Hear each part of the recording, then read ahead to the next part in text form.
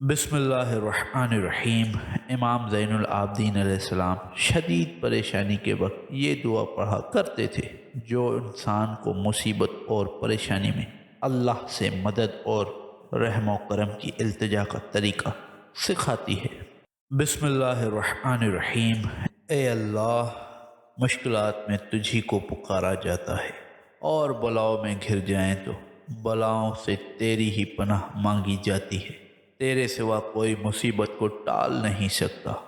اے اللہ، نہ ہی کوئی مشکل کو حل کر سکتا ہے۔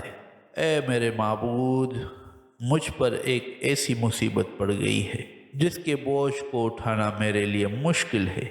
مجھ پر ایک ایسی بلا اور آفت ٹوٹ پڑی ہے جس کا سامنا کرنا بہت دشوار ہے۔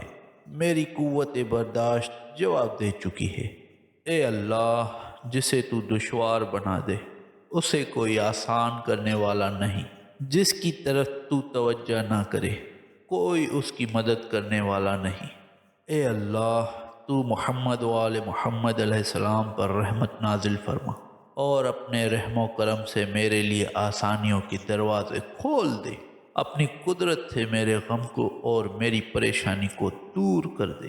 اپنے خاص کرم سے مجھے جلد از جلد اس سے چھٹکارا دلا دے تاکہ میں اس مصیبت کی وجہ سے اپنے فرائض اور واجبات سے غفلت نہ کروں، کیونکہ میں اس مصیبت سے تنگ آ چکا ہوں۔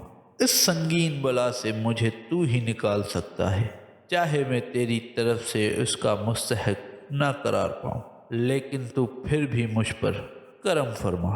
اے عرش عظیم کے مالک، امام زین العابدین علیہ السلام کی یہ دعا پریشان حال لوگوں کے لیے ایک بہت بڑی ڈھارس ہے، کیونکہ جب وہ ہر طرف سے مایوس ہو جاتا ہے تو اسے کسی ایسے سہارے کی ضرورت ہوتی ہے جس پر یقین اور بھروسہ کیا جا سکے کہ وہ اس مشکل کو حل کر سکتا ہے، اسے اس مصیبت کے چنگل سے نکال سکتا ہے۔